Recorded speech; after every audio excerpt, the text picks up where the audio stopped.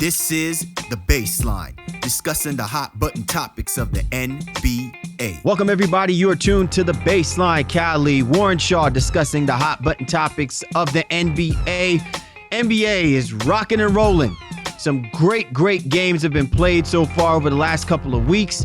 An exciting time as we kick off the season in its early stages.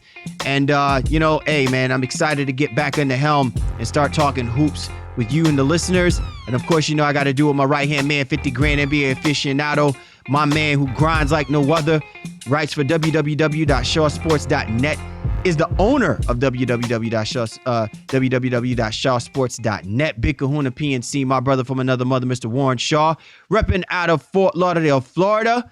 I'm back better than ever. What's going on, brother? I'm doing great, man. So salute to all the fans and listeners of NBA Baseline. Thank you for tuning in to another great week. And as my man said, he's back from a nice vacation, spending some time with the family. So that's why we didn't have a show last week, but we're back in full effect, man. Hope everybody is ready for a great show. Of course, man. Listen, man, I had to make sure that I laid the foundation, got that next generation ready to come up and make things happen. And we got to navigate as best as we possibly can. It's been so much of a tumultuous week so far. Shaw, before we obviously get into our show, we got a lot of good things to talk about for this upcoming show. I just wanted to get your personal perspective and what the vibe was like given the atmosphere after the elections. So much has been talked about, the comments made by Stan Van Gundy, by Steve Kerr, and a litany of other basketball players, NBA players, and NBA stars with reference to the outcome of the elections. Wanted to get your personal perspective about how this is perceived, how sports will be affected by this, and is this more an affliction or an understanding of the direction that we're going to be taking moving forward? I think more importantly, the most important thing about it really is that, that these athletes are speaking out and they are giving opinions, and we're not in an age where everybody's sitting back and waiting for something to happen per se. Now, things may not have gone the way that a lot of people would have hoped or predicted.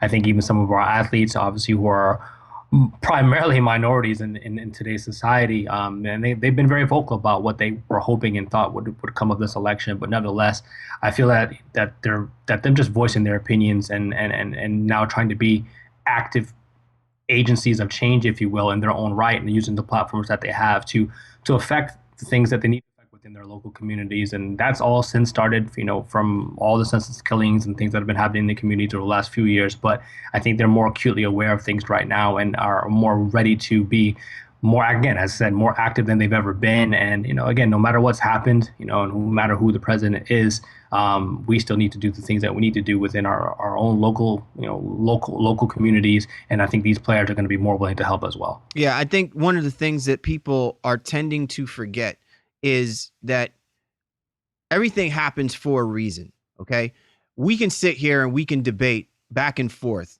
until to the moon and back with regards to who we think should be running the office in 2017. But ultimately, I think it's the focal point, and what this all comes down to is that we, the population, we, the quote unquote citizens of this nation, have to be more proactive, and we have to take a stance on situations and things when they don't help the greater good, the community in these sorts. And I think accountability has now taken precedence. And I think a lot of that has been forged ahead by people, by players like Carmelo Anthony, guys like Chris Paul and Dwayne Wade and LeBron James and a litany of other guys. All of them now recognize that it's not just about them playing the game of basketball. It's not just about making money in the sport, in the business of, in basically the sport, a business of sports, taking total priority. That to be inclusive of the fact that these same citizens that come out to watch them play these games, that helps facilitate the contracts that they're getting, there has to be something reciprocated back. And right now the communities are dying, because there's no voice. And so now it's now being kind of enacted upon themselves to take a step forward, and they can no longer hide behind the shadows of how we operate as a society, that we all now have to come together and start lending our voices together to speak out against these injustices and hypocrisies that are taking place. And if this is predicated on the fact that maybe not the right person, according to the populace or maybe the demands of what we've been seeing over the last couple of weeks, that this person is not qualified to be our voice, then we have to speak, and we have to speak up and speak out. And I'm glad to see that kind of proactivity from athletes, especially in the NBA, because they've always been in the central fold when it comes to these type of situations, when it comes to this type of social change that has to take place. It's not just about the politics of the NFL or MLB. It's about the NBA and the NBA players also engaging themselves and making sure that they are in the fold and they're in the mix and helping people become a voice when they're voiceless. Yeah, I think traditionally there's always been that old saying of, separation of church and state. And I think, underlyingly, there's always been a separation of sports when it comes to these things as well, too. But especially when you look back in the days and how much Michael Jordan and people like that were criticized for not speaking out on social issues and things like that. And that's just not where these players and these superstars in our NBA today feel. They feel like they do need to speak out and that they do have a voice that they need to share with people and try to make a positive change. So I think no matter what has happened, I think when it comes to what these players are going to do and how they're going to affect their communities, I think that's in the right place. And that seems to be a definite something that we can hang our hats on, if you will, that they're going to try to make the efforts that they need to make the world, if you will, for lack of a better phrase as well, to make the world a better place, despite, again, what's happening within the White House, depending on your own opinion, of course. Couldn't have said it better myself, brother. And again, I echo those sentiments that we hopefully our show continues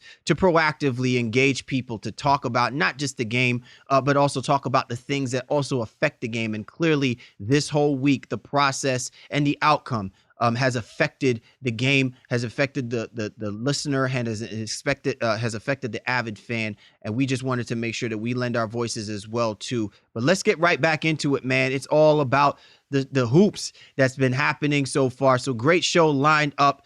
Sean, myself, ready to talk some basketball with y'all. In a little bit, we're going to break down a team that I think a lot of people did not have on their radar as being a legitimate contender to make a run for the conversation of that NBA Finals matchup. Are they for real? Sean and I will give you our perspective of the LA Clippers. And then we'll also talk about some of these grudge matches that have taken place. I mean, clearly because of the outcomes of this past offseason, we've seen teams swap quality players, and a lot of them have some interesting backgrounds and storylines that have lent themselves to these return visits. They have taken place, Joakim Noah and Derrick Rose taking on the Chicago Bulls now as New York Knicks. Dwayne Wade returning to Miami as a Chicago Bull. Russ and KD. We're going to break down all of these little grudge matches in our segment of The Drop. And of course, we got our coast to coast discussing the news that's happening in the association.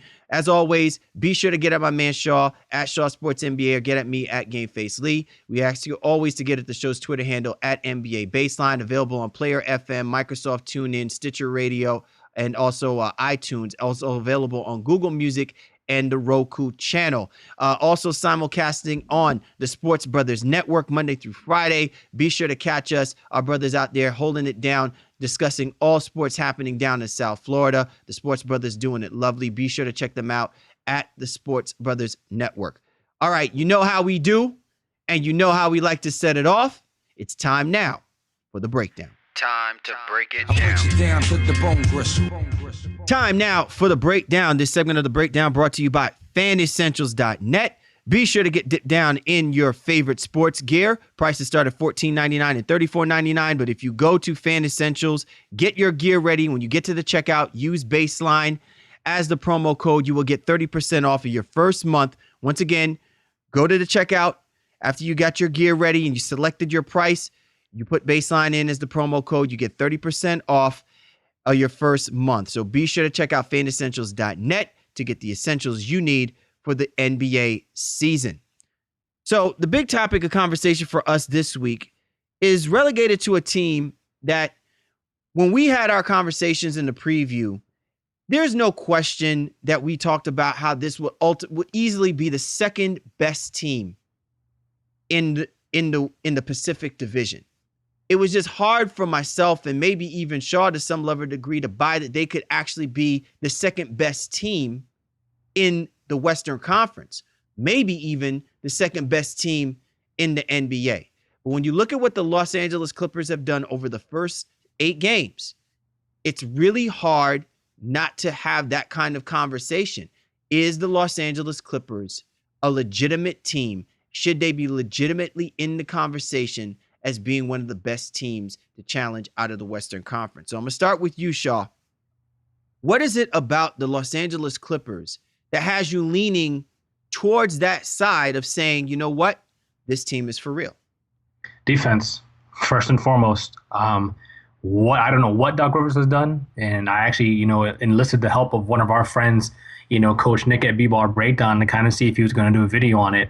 But this defense is first right now in the NBA with a defensive rating of 91. They're holding opponents to 88.2 points per game right now. And that seems to be where they have just hung their hat and are destroying people. I've tweeted out kind of jokingly that I don't know when they became the Thanos of the NBA or the Dormammu, shout out to Doctor Strange, of the NBA world, just destroying people and really taking it to people on a regular basis. And average margin of victory of over 10 points per game. I just don't understand how they've gotten so good at this, defensively, and their bench has been a big factor in things that they're doing as well. I think it's their top 5 offense in terms of the bench scoring right now at 40.8 points per game coming off the bench. That's allowing guys like Blake and DeAndre and Chris Paul to rest and not worry about, the bench losing the lead, if you will. So for me, those two things are the biggest improvements for the Clippers: defense and that bench scoring. Well, I'm gonna preface this by saying that ultimately, this team defensively, if they're playing at this kind of level, that no question, they are going to be the best team, if not one of the best teams in the NBA. And we talked about this with reference to the Golden State Warriors, Shaw, that we said that if the Golden State Warriors expect to be the team that everybody didn't think was capable of winning the championship a couple of years ago, that if the one Achilles heel that I noticed about this team that was going to prevent them from being the team to repeat is the fact that they're not playing as good a defense as they played when they made that run. That I don't care if they didn't have Kevin Love and they didn't have Kyrie Irving. This wasn't about them as much as it was about the Warriors playing the kind of defense that we saw them play that got them to 67 wins a couple of years ago. And the fact that they won 73 games, albeit they were just much more offensively potent, they took a step back defensively. And what helped the Cleveland Cavaliers win the championship ultimately was to play better defense, which is why it wasn't completely a surprise that the Cleveland Cavaliers would be deserving to win a championship, because if they did the one thing that ultimately helps you win championships, you should always be in this conversation, which is why it's been like I've been scratching my head trying to figure out that this LA Clippers team that's been constructed, the same group of guys over the last 3-4 years have gotten together and have somehow looked really good for certain portions during the regular season. They just have not figured out how to play consistently good defense throughout the season to put themselves in that conversation, to be a legitimate team when playoff time comes for them to make this historical run. I mean, this is a team that should have been in the Western Conference Finals at least 3 of the 4 years, minus last year because of the injuries to Blake Griffin and DeAndre Jordan. But even then, Shaw, defensively, we didn't see what we're seeing from these first 8 games from this basketball team. No, we haven't. I mean, right now, they're on historic pace for that franchise defensively. And offensively, they only have 4 guys averaging 10 plus points per game, and one of them isn't DeAndre Jordan. He's actually averaging 9.8. Defensively, they're clogging the paint. They're filtering everything towards Jordan, and he's changing shots and blocking a couple shots here and there. He's not at 3-4 blocks a game. He's only at 2. But I think he's understanding that he doesn't need to throw everything out of the sky. He just needs to be a defender that can get in people's way and make them swing the ball outside of the paint. And outside on the perimeter, they seem to be doing a good job as well. Chris Paul has always been a very good defender at the point guard position. He's taken that to a next level, I think, this season. But more importantly, again, I think when it comes to the bench, they're not losing anything defensively. Mamute comes out there. He's doing a great job on the perimeter, helping guys defend. Austin Rivers really has become a better than solid defender. He's a very good defender right now. And he's been able to stay in front of some opposing point guards and even some shooting guards as well, too. So for me, that's where it just seems to be they have taken a leap in the early part of this season. We'll see if they can maintain this maniacal pace, giving up under 90 points per game. That seems a little far-fetched, but nevertheless, they seem to have a renewed interest and focus defensively, and that's going to propel them if they're going to be a true contender in the Western Conference. You're tuned to The Baseline. Cali, Warren Shaw, discussing the hot button topics of the NBA. Our segment of the breakdown, we're discussing the Los Angeles Clippers. Are they a legitimate team? All right, so now, with that being said, Shaw, and you brought up an interesting point, because it still seems that the war cry right now in the NBA for the Los Angeles Clippers to be legitimized as that team to be the best in the West is that they need somebody else at that 3 position. And you just stated the fact that, that Luke, you know what I'm saying, is actually like he's got the force in him. You know what I'm saying? He's like Skywalker all over the place and is just basically like just locking down people. If you have this kind of defensive versatility, is it absolutely necessary for Doc Rivers to consider upgrading that 3 position with what we're getting from this team so far this season? It's one of those situations where I think if it's not broke, you don't fix it. On the outside looking in and on paper, you would say, okay, they definitely need some help there. And, Paul Pierce hasn't played a game yet that I can see, but nevertheless, he's not a defender at the 3 position. So do they make a move? Do they need to make a move? We'll see down the line. But Mamute, guys like Wesley Johnson, those guys are defensive-minded guys who can be able to hold it down. Even Allen Anderson, he likes to mix it up a little bit, and he's obviously more of an offensive guy. But I think he's kind of bought into that system, and in a few minutes as he's played on a semi-regular basis as well too. And they just have what they need right now defensively. And like I said, they figured out a way to filter things, on the perimeter and use DeAndre as a deterrent inside the paint. And Blake, again, is doing a nice job on some of the guys that he's been guarding at the 4. And because he's so mobile, too, he's been able to switch off if they try to involve him in pick and roll. And, he can stay with some threes for in certain sets, if you will. Not every single 3 that's out there, but definitely he can hold his own against most of them. And I think that's where they seem to be okay right now. So I don't know if they're going to make a move. There's just nothing that's imminent right now. And if you're Doc Rivers, you just kind of ride this out and wait to see. But this is a team that traditionally always has some sort of injury. Somebody goes down, and then that's where you have to wonder if do they have enough depth, especially at the 3 position, like you mentioned, where they can really sustain an injury if to Mamute or if Wesley Johnson were to get injured. What would they do then? All right. Well, now I'm going to play devil's advocate for a moment, and as much as I want to agree with the idea that this Clippers team is a legitimate team, I don't know if I'm going to be completely on board with it just yet. I'm looking at the schedule so far, and I got to say, the Clippers have a very favorable schedule so far. I mean, they've dominated the teams that, they've needed to dominate. The one thing that obviously concerns me is that this team offensively can be a team of extremes. And so ultimately there needs to be a happy medium. Here's my thing for you, Shaw. When you look at the dynamic of Chris Paul, DeAndre Jordan, and Blake Griffin, is this a team that is capable of scoring 120 points when their defense begins to fail them against the better offensive teams in the NBA, teams like the Golden State Warriors and the Cleveland Cavaliers? I mean, what I'm basically trying to figure out here is it's easy to drop 116 points against, the Portland Trailblazers, because the Portland Trailblazers, they're a good team, but they're not a great team defensively, right? And I see that they can drop 116 against the San Antonio Spurs, but we've all known that the San Antonio Spurs are not necessarily a team that's about, scoring 100 points. They keep a team around 100 or less. They give themselves a great opportunity to win basketball games. So with that being said, what we're seeing from this team, are they still capable of being that offensive juggernaut against teams that know that they have better players facilitated around them to score at a higher potency if their defense fails on them? Well, I mean, we have to see if the defense does fail. I think this team has been traditionally a very offensive-minded squad. And again, the defense is what we're kind of surprised about right now. Currently, they're 9th in offensive rating, and they are scoring 105 points per game. In the NBA, everybody seems to be playing at a faster pace, and I think that's going to be the key determining factor when it comes to the LA Clippers being able to score in that 120, 125 range if the game gets out of hand, like you said, if their defense fails them. Because Chris Paul is the great decision maker that he is always traditionally the leader, one of the leaders in assist to turnover ratio and things like that. I think he's leading right now, 4.6 to 1.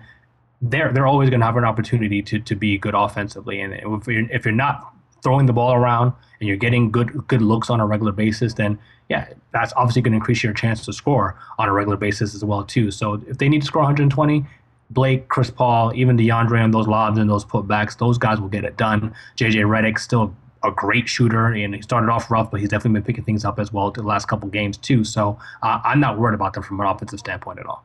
All right, so now let me ask you the question. Maurice Spates, Mo Spates. Somehow, some way, man, when you try to bury this guy, whether it be a bench or not even on a roster, he finds a way somehow to be relevant and really help, shore up a bench for a basketball team. He did that for the Golden State Warriors, and obviously it ultimately led him to winning an NBA championship a couple of seasons ago. And then now he's a part of this Los Angeles Clippers team. And it just seems like every time that the Clippers are on primetime television, people, these analysts can't get enough of talking them some Mo Spates. How significant is Mo Spates' contribution, and is he really that glue that is helping a bench that clearly has been depleted with the exception of Jay Crossover? Well, listen, bro, I've been saying it, on Twitter and on all the like throughout the preseason and early part of the regular season. Mo Spates is what they wanted Glenn Davis to be, and he shoots threes on top of it. He's a capable guy who can get in there and rebound a little bit, but most importantly, he can hit, the perimeter shots. That creates the space that allows DeAndre and some of the other guys to operate down low if they are out there together. And then he can still play off Blake Griffin as well too, and allowing Blake to go down the post when Blake's not out there shooting jumpers. Great pick and pop guy. He's expanded his range up to the 3-point line as well too. And yeah, it didn't go exactly the way he wanted it to in Golden State. I think his role was a little bit more diminished last year than he would have liked, but he's still a very capable offensive weapon and a guy who can rebound as well too. Coach Rivers loves him, and I think he's going to be a great addition to this roster the entire season. Now, one of the things that I did see about this team, Shaw, is like while this team looks very impressive as far as their defensive lockdown capabilities, and that this team, I think at times has an opportunity to turn it on offensively. I think numbers wise, you can see that some of the numbers are down. And I think that, the season is still kind of egging itself on. And so hopefully we'll see if whether or not the yin and yang will ultimately balance itself out. And this Clippers team can maintain the sustenance of being a top 3 team in this conference, which they're very capable of being. I mean, it's not like the roster as far as their starting 5 isn't capable of being able to do that. The one thing I do fear and I wonder about, though, is this team's ability to rebound the basketball, because I'm not clearly seeing the rebounding efficiency and effectiveness that this Clippers team has had in years past. Will that come back to haunt them as far as because of the concentration on them being such a good team defensively? Well, I think, that might be a little bit of a misnomer. I mean, they're 11th in total rebounding right now and 8th in defensive rebounding. So you're a top 10 defensive rebounding team. That means you're not giving up a lot of offensive rebounds to the team so that you're having to play defense on a more regular basis, and multiple possessions. So I think they're going to be fine on that. Again, they're not great offensive rebounding the basketball, but they do shoot at a pretty decent percentage from the floor and then even decent percentage from 3. And when you have guards who don't mind mixing it up, Chris Paul will come in there and you can grab you 4 or 5 rebounds a game from that point guard position. And DeAndre and Blake, who are obviously plus rebounders as well too. That's not something that I'd be too concerned for with them, unless they somehow get lazy and, don't have that continuous effort throughout the regular season. Defensive rebounding is where they're definitely doing all right, and total rebounding, and like I said, ranked 11th overall. I think they'll be fine throughout the year, but I think it is an interesting point because, that is one of the things that seems to go. And rebounding a lot of the times, as most coaches and fundamental people will tell you, it's about effort. And right now they're making the effort on that side of the basketball, and that's keeping them in all the games that they've been playing thus far. Well, as of right now, the Los Angeles Clippers are the best team in the Western Conference as we record this podcast. And, who knows what's going to take place over the course of the next few games. But clearly they have stuck their chests out and have reminded everybody in the West and ultimately in the NBA that they are a team that's not to be forgotten. And listen, when you've got a coach like Doc Rivers, I think these guys are going to maintain a very steadfast mentality and their approach. Hopefully this team will stay healthy. I think that ultimately is what this comes down to as well too, Shaw. If this team manages to stay healthy, they can be a pretty dominant team, and they can definitely be a formidable force for the rest of this upcoming season. You're tuned to The Baseline. Cal Lee, Warren Shaw discussing the hot button topics of the NBA, and this was The Breakdown. Time now for The Drop. Cal Lee, Warren Shaw, The Baseline NBA podcast. And this week for The Drop, talk about them grudge matches, man. I like that terminology, Shaw, because when I think of grudge matches, I'm usually someone that thinks about those nice rivalries, the Subway Series, Mets, Yankees. I think grudge matches. I think of WWF, WCW matches. You know what I'm saying? Yeah. I think about people with some real animus feelings towards whoever the opposition is. And usually it takes a level of ultimate betrayal. Like, you remember when Hulk Hogan and Macho Man Randy Savage, they formed the Superpowers, and then they set up the storyline where, they became the tag team champions, and they were just running roughshod against everybody. And then they had that one group, that one tag team that just messed with them, mentally. And then it led to that one, you knew when it was coming. Hulk Hogan's supposed to give, his opposition the big boot, and then winds up giving the boot to Macho Man Randy Savage. And then all of a sudden now they can't let bygones be bygones. And then Macho Man Randy Savage got to pull like the ultimate move of betrayal. And then now when these two guys get into the ring, it's for the World Heavyweight Championship or the Intercontinental Championship. And it's just nothing but bitterness and sour grapes. And that's what I love that, man. I love that kind of storyline. And I feel like that's exactly what we get with these grudge matches in the NBA. It's only on the scale of management didn't pay me my money. Management traded me and never gave me a chance to do good for this team that I grew up loving and wanting to play and win a championship for. I got you an MVP and you people got no love for me. Or I think I'm just don't want to play with you no more, and I'm going to go sign with the team that beat me in the best of a 7-game series. This is all the kind of stuff that maybe to the naked eye, they don't see this. This is just men just being like little boys. But this is the stuff we love in the NBA, man. Yeah, I agree. I think it's a great segue and a great lead into that, dating ourselves a little bit too, talking about Hulk Hogan and Macho Man Randy Savage. And I guess my question for you is then, so would Russell Westbrook, he'd be Macho Man in this scenario, and Kevin Durant would be Hulk? Is that how that would go? Yeah, look, listen, Russell Westbrook would be definitely the Macho Man Randy Savage, especially when you see him doing his dap, moves and everything like that. I mean, I could just see it because Hulk Hogan, his demeanor, he's very big, he's magnanimous. That's KD. You know what I'm saying? I can see KD. Listen, KD's putting tats of Tupac, and who is it? Was it Prince? I can't remember who is it on the other leg. He may actually wind up putting Nikita Koloff on, on his right chest muscle if he found him to be an interesting character in his upbringings. But I could definitely see that kind of dynamic. Russ being the Macho Man and KD being the Hulk Hogan. You know so does that make Cameron Payne, or does that make Steven Adams like Elizabeth? Like, who would be the manager in that situation of Russ? I'd really be interested to see that. And I think, when we're talking about, these grudge matches, and maybe for some, it's not even that, it's not even that. I think, when we get to the case of Wade returning to Chicago, his grudge match is against the organization, while, the fans of Miami were very excited and happy to have him back. But, OKC, Russell Westbrook, and versus Kevin Durant and Golden State Warriors, that definitely is something where there's some animosity between those two guys, and now between those two organizations as a result of what's happened between the two of them. Well, one of the things that I noticed about these grudge matches across the board is as much as we've heard the conversations, the rhetoric, the talk that was being thrown out in the off season, there was something that was leading up to this particular game. And you kind of saw the range of emotions that these players pretty much have put themselves through, and ultimately is what kind of spilled out onto the basketball court. And in many ways, I think affected their performance. So let me give you an example. let's take the Russell Westbrook KD matchup.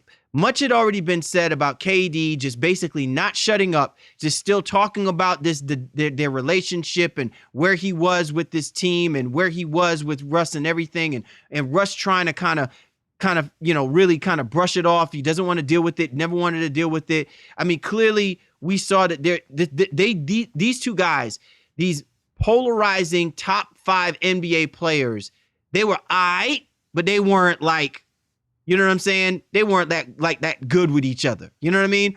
They were about the business of trying to win basketball games. But ultimately, if you could have said these guys could actually play until the rest of their careers in a Thunder uniform, I don't think it would have happened, because I think at some particular point there would have been some form of a fracture between them, and it wasn't going to be something personal. It's just is what it was. You know what I'm saying? It just came out to be that way.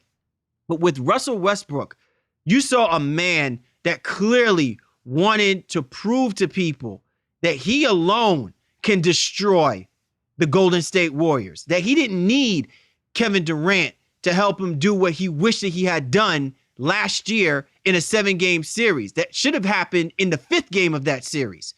And we saw all of that energy channel, all of that aggression channel in like the first 2 quarters. And I think that he emotionally drained himself to not sustain the full 48 minutes. And then you flip to the opposite side where someone like Dwayne Wade, who comes back as a Chicago Bull to the Miami Heat arena, and everything about him was basically proving to the organization that there will never be anyone like me and that I still can put it on him. You put anyone at my position on that floor and I'm going to do them just. I'm going to make your draft picks start questioning if should they even be in a Miami Heat uniform. And at the end of the day, he still feels like, yo, I still love these guys, and it's weird that I'm still playing against these guys. To make those kind of admissions, you can see the extreme emotional gauging happening and the reasonings why these guys are playing for so much more than just the contract that they were given by the new teams that they were now aligned to. Yeah, and I think, one of the biggest caveats to that is in the situation of Westbrook, he was on the road playing in KD's new home. It's going to be much different in February when KD returns to OKC, and we'll see what happens there. And I think the same case with Dwight Howard and the Atlanta Hawks taking on the Rockets. Again, he played him in Atlanta. He played him on his home turf where things could be a little bit more sane for him. And again, he wasn't in the situation of Russ. He wasn't the player that left. KD was. So all these grudge matches, they have very, very different, I think, subjective problems that are associated to each team and to each player. But like I said, it makes for great conversation. And with Wade in Miami, that's the most recent thing that's taken place. He understood what it meant to come back to that city, to walk through that arena. And I remember, the guys on TNT, NBA on TNT, they're talking about it, as a former player, or as a former player now coming in the visiting locker room, like that's just a strange feeling for you. And the ushers and, the guys the valets and the parking garages and all those people, you know what I mean? Just seeing them again, it's a stark reminder of what used to be. In 13 years for D Wade, he was very emotional, and they had a nice tribute video for him. But his team came out with the win.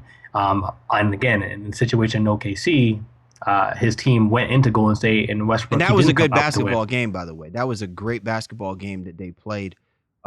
Chicago Bulls and the Miami Heat. I give credit to the Miami Heat because while a lot of people across the board don't see this Miami Heat team being a good basketball team, albeit that in the Eastern Conference they have as much as opportunity to probably put themselves in a position to maybe even make the playoffs, that they could have easily have shown their youthfulness, so to speak, in comparison to such a very veteran-laden team when you have Rondo, Butler, and Wade on one side of the basketball, and you're throwing out Tyler Johnson, Goran Dragic, Hassan Whiteside, Justice Winslow, and Josh Richardson. You know what I'm saying? They still you know what I'm saying? They still need pacifiers for that kind of lineup against what the Bulls basically had, and it was an excellent basketball game.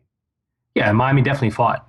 They weren't going to lay down, and I think obviously they wanted to beat their vet, their guy that was kind of teaching them the ways just a season ago. And they wanted to be like, yo, baby, I'm coming up. I'm on the come up. Right. You need to Right. There was even a little scuffle between Winslow and Wade at one point where Winslow fell Wade a little bit hard and, wrapped him around the shoulder area and Wade kind of pushed him back a little bit. But it was all good after that. Again, it's just heat of the moment. Wade had some ridiculous reverse layup in the first half. I was waiting for Gabrielle to say something, though. Yeah, for her to, take to Twitter and do her usual rant. But I think everybody tried to remain as classy as they could in this situation because, again, the animosity isn't even really with Wade and Coach Spoelstra. It's not with Wade and the team itself. It's Wade and Riley. And that's what the divide had came from. Again, that's water under the bridge now. Wade said that Riley had sent him some emails that he hadn't read at the time before the game. But again, it was great to see him go back and to be well received by the crowd because when he does retire, there's no doubt about it. He's not going in as a Chicago Bull. He's going in as a Miami Heat player, the franchise leader, and everything. All-time everything is what I said last night on Twitter. He's that guy from Miami, and it was great to see that he was treated as such. Yeah, there's no question that he is going to go down as the greatest professional sports, Florida sports athlete that the state will ever have. And it's going to be that way for quite some time.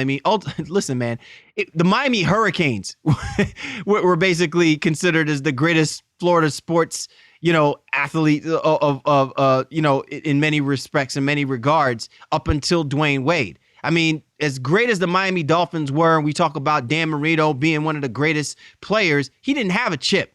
And Dwayne Wade's got 3. You know what I'm saying? So there's no question. And I don't see any, maybe with the exception of, Jose Fernandez, God rest his soul, with the exception of Jose Fernandez and what he could have possibly been as far as an individual dominating a sport. You're not going to find anyone right now at the moment with the capabilities to do that for quite some time. So Dwayne Wade is good from that regard. I think he will go down as the greatest Florida-based professional athlete, that they'll have. And the second in line will be Dan Marino, and it'll be quite some time before that happens. But I want to go back to something you said, Shaw, in reference to Dwight Howard and the game that he'll eventually have to play against the Houston Rockets. I'm curious about this from your perspective. Given the fact that Dwight Howard really and honestly knew that he wasn't planning to stay, is it really going to be like that when the Houston Rockets play? Like, are they going to be booing him because he is an Atlanta Hawk? Are they going to be more so booing him because everyone believes that he never really gave his all to really make this thing work between him and James Harden? Yeah, I think that he will receive some boos. It's not going to be this overwhelming outpour of emotion like when Durant returns to Oklahoma, because Howard didn't have that much time invested there. But they wanted it to work.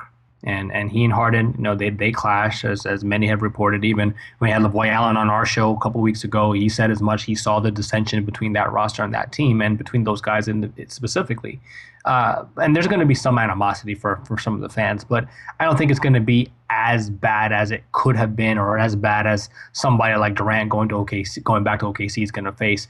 But he did. He didn't have his heart fully in it, and again, they said that's water under the bridge as well too. He's in a new situation on what can be considered to be a better team, where they can utilize his skills in a more effective way than he was being used in Houston. And now he's happy, and Houston seems to be better off for not having him there as well. James Harden is having an amazing season, again, making his campaign for the MVP, and they're playing, a brand of basketball that's more conducive to the style of players that they have under Coach D'Antoni. So it's a win-win for both teams. Now, here's my thing, Shaw. I'm waiting for that hard foul. We've been talking about this for so long about Dwight Howard, and we know that this will probably never happen now at this juncture of his career, because I can't see that really happening playing as an Atlanta Hawk. He's not surrounded by guys that want to play like nasty. He's playing next to Paul Millsap. Millsap, he's got a hard hat on, okay? Dennis Schroeder, he could be very shrewd, but he ain't bullying nobody as a point guard, right? So they don't have anybody out there that's got a little nasty, got a little Dre in them. You know what I mean? Got a little Russ in them. That's going to ultimately be Dwight Howard. And I'm wondering, now that these two guys are on opposite ends of the basketball court, when James Harden does drive to the paint, will Dwight Howard give him that hard foul?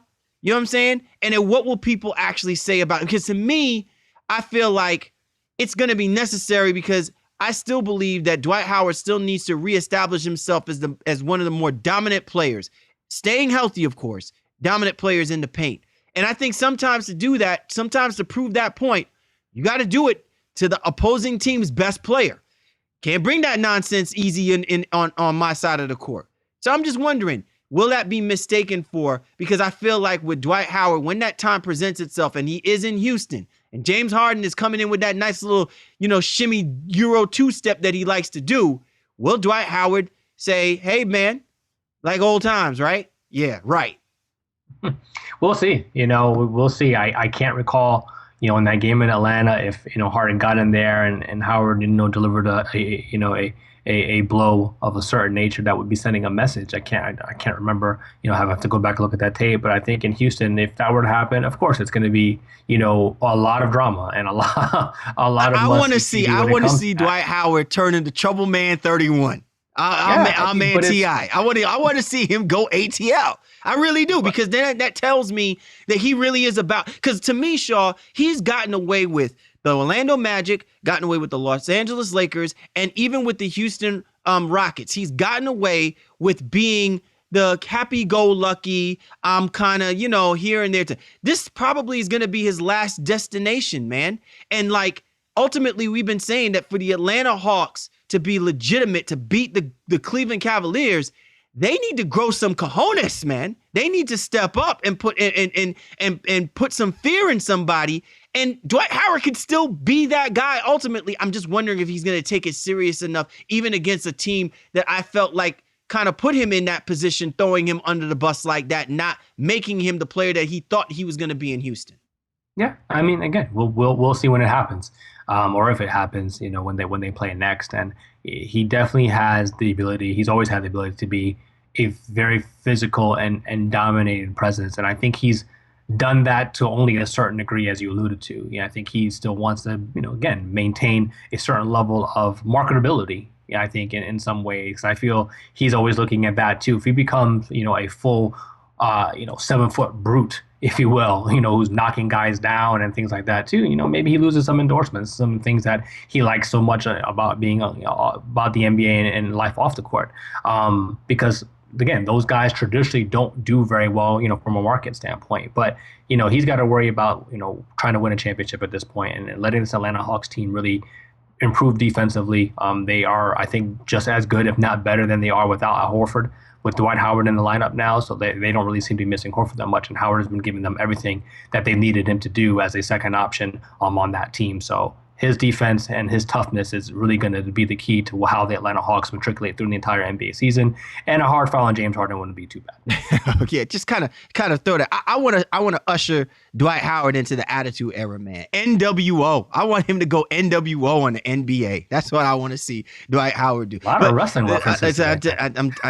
Listen, man, it can't be helped. But listen, all seriousness though, very impressed though with the Atlanta Hawks victory against the Cleveland Cavaliers, snapping that 11-game losing streak. And Dwight Howard was an intricate part of it, not offensively, but defensively was a presence, rebounded the hell out of the basketball, and really supplemented a lot of what I think too many of the Atlanta fans were expecting Paul Millsap to kind of be. I like seeing Paul Millsap being a guy that's very balanced, and I like seeing that Dwight Howard is not having to command the basketball, but is the basketball is being facilitated through him so that he can help the rest of his teammates execute and make shots when those shots are necessary and give them the second opportunities that this Atlanta Hawks team is going to need if they're expected to hang with a team like a Cleveland Cavaliers.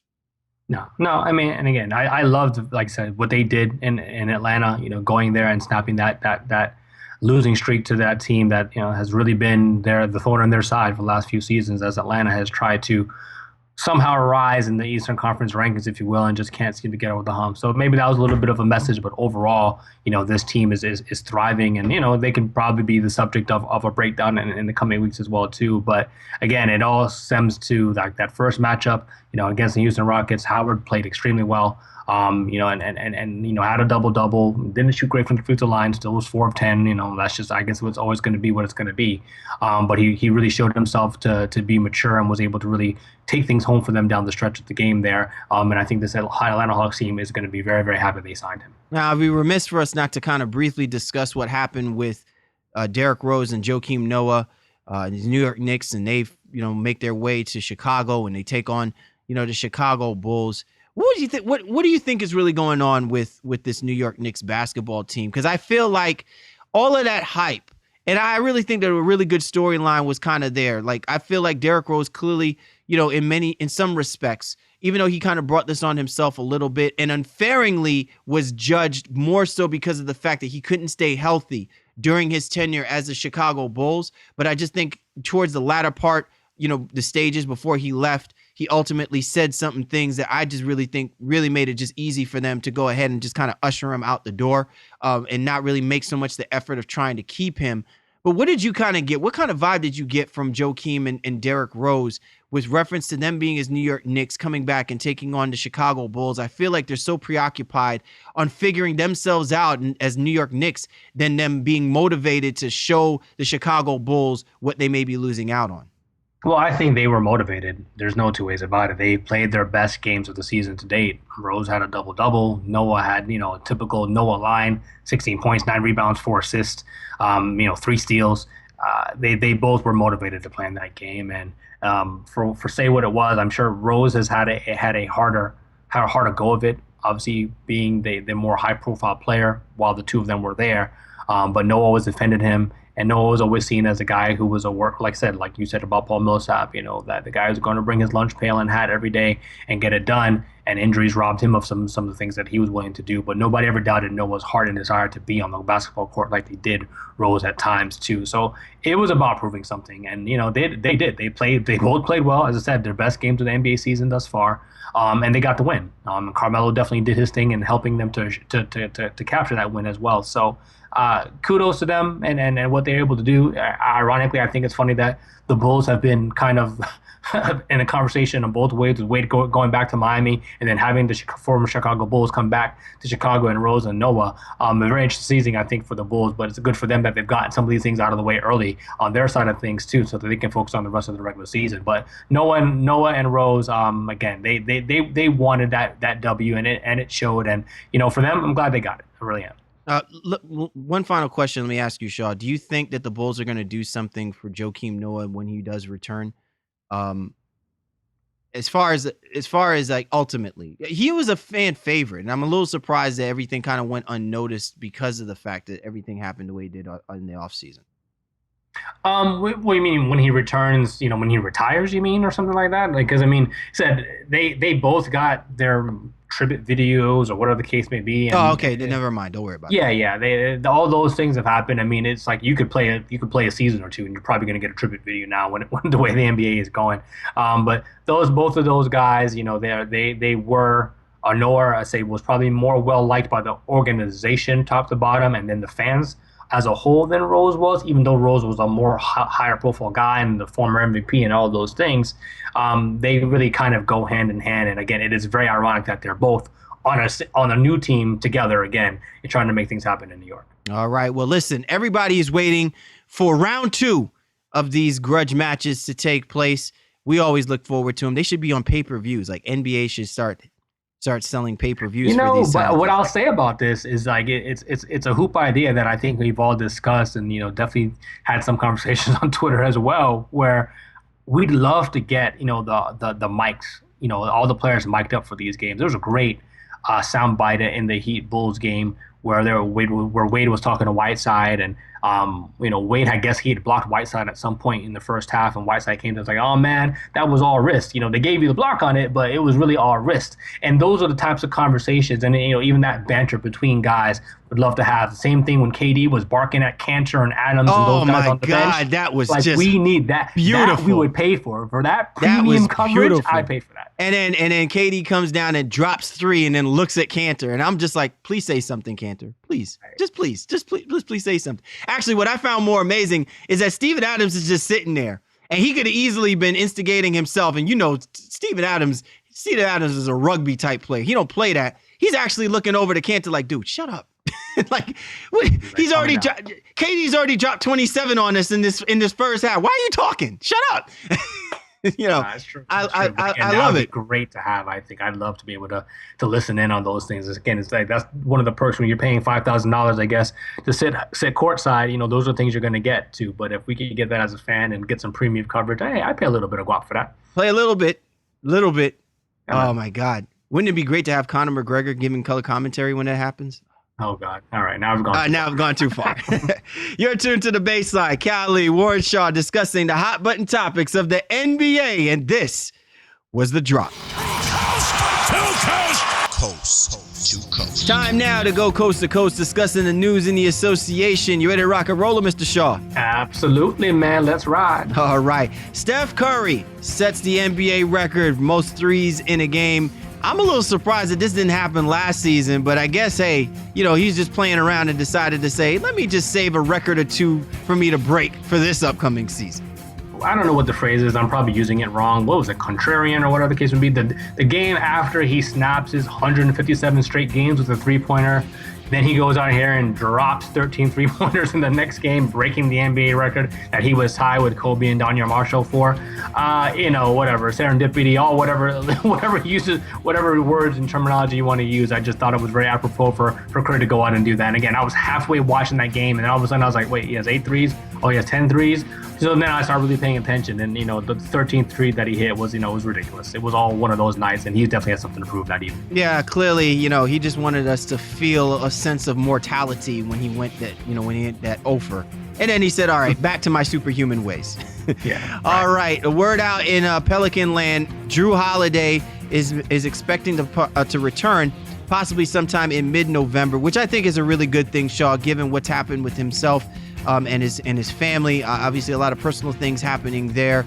But I just really feel like, and I hope that everything is working itself out. And really, the Pelicans, more importantly, Anthony Davis, man, could sure use Drew Holiday right about this time.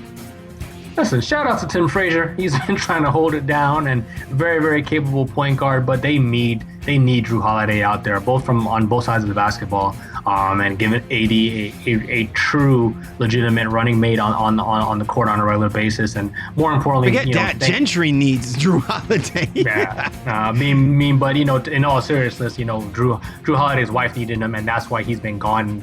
Great that situation seems like it's settling down a little bit. She has successful surgery, and I guess he feels it's okay now that he can return to his basketball activities. And, you know, obviously he'll still be with her when need be. But I'm great to see that he's back, because I was really unsure when he'd play this year. I didn't know how long the situation would take him away from the game. But the fact that he could come back as early as mid-November, you know, a week or so from now, that's great, and I can't wait to see him back on the floor. Yeah, and kudos to the Pelicans management for really prioritizing the situation and the circumstances for Drew Holiday and what him and his family has endured. We often mock and we criticize the Pelicans organization for some of the things that they have done when it comes to decision-making processes, when it comes to players. You know, just recently with that situation, Shaw, with Lance Stevenson, you know, obviously them dropping him in order for them to pick up Archie Goodwin, but then coming out and saying that, you know, once he does become healthy and available, we would certainly love to re-sign him back. So,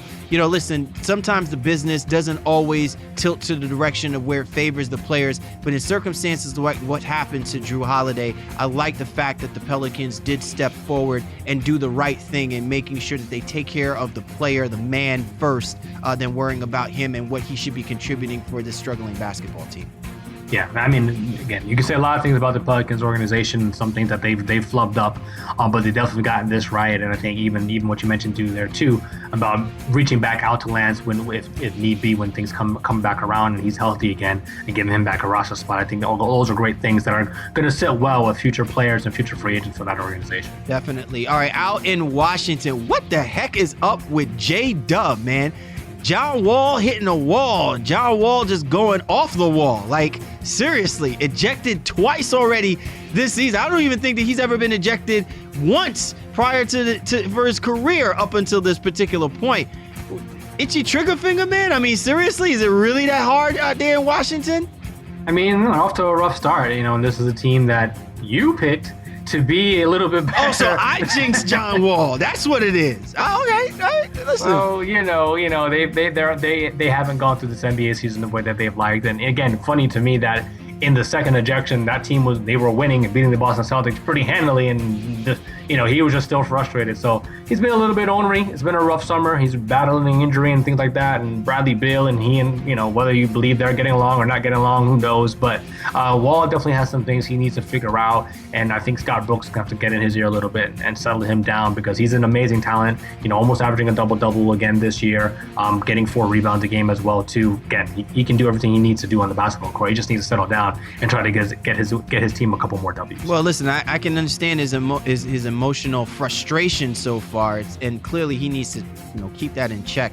But it is a very interesting scenario and something that you probably will have to look to, because if he's clearly doing this with intentions to say something about his tenure and how he feels about what's going on with the Washington Wizards, then who knows what direction that this ball club may be headed towards. And I think that's a shame, because still I believe that this team constructed, given the improved play of Otto Porter, I told you about this, given the improved play of Otto Porter, this is a basketball team, again, that can surprise them. It's still early, but it cannot do it with John Wall basically getting ousted by every NBA referee, for some crazy play. Finally, Shaw, out in Toronto, the Raptors clearly not satisfied with being the second best team in the Eastern Conference. They think that they want more and are showing interest in Nerlens Noel. And since there's a forward sale going on down there in Philadelphia, why not look into the inquiries of Nerlens Noel?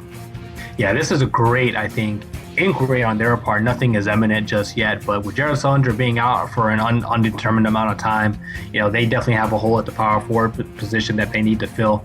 Pascal Siakam, he's been out there starting on a regular basis for them, and Patrick Patterson, again, still that pseudo NBA player in my opinion. They go out there, they get their minutes, and they definitely are trying and matriculating in the system, but I don't know that you want them playing plus minutes on a regular basis. So the Raptors are looking to try to do something, and kudos to Philly. They waited for the market to kind of create itself, if you will, with these 3 guys, and as well wanted to make sure Embiid can play on a high level. So now they're going to start to get some calls on Nerlens specifically when he comes back from his injury. I'm sure Boston is going to be linked to Nerlens as well too, as they're struggling with rebounding and rim protection. There's going to be a market for Noel, and I'd be stunned, shocked, and amazed if he was not moved before sometime in mid-January. All right, well, listen, trust the process. It seems like the process now is lending to some possible phone calls for the services of Nerlens Noel for some teams budgeting themselves to catapult themselves, especially in the Eastern Conference. And we definitely want to keep our eyes peeled as we move forward into the NBA season. Excellent show as always, Shaw. So much good stuff to discuss, some great content to throw out there, man. I think we're definitely on our way to really forging some great NBA talk for the rest of this season, man. Yeah, it's a fun start to the season. I think, storylines, as we knew, they're starting to unfold, and again, everything is all happening. And changes are being made. Rotations are starting to slow down a little bit, unless you're the Miami Heat, unless you're the Dallas Mavericks, unless you're the New Orleans Pelicans. Things are still a little bit haywire in those situations. And we'll definitely get to all those teams throughout the NBA season and our coverage of it. But it's just great to have the NBA back, and we're two weeks in, going in on week 3. It's just a great time. What a time to be alive, and the NBA is back in full effect. And I couldn't be covering it and couldn't be happier that I'm doing it with you, my man. Most definitely. So we like to thank everybody once again for tuning in here to the Baseline. Great conversations, discussions. Again, be sure to check us out on the major platforms. Also available on Instagram. We definitely love throwing up little tidbits. Obviously, every now and again, I throw up my conspiracy theories as well, too. But definitely check us out at NBA Baseline is the Instagram handle. Be sure to check out Shaw Sports as well, too. So for the Baseline, Cali, Warren Shaw, we appreciate you guys. You know we do. And we'll catch up with you next time.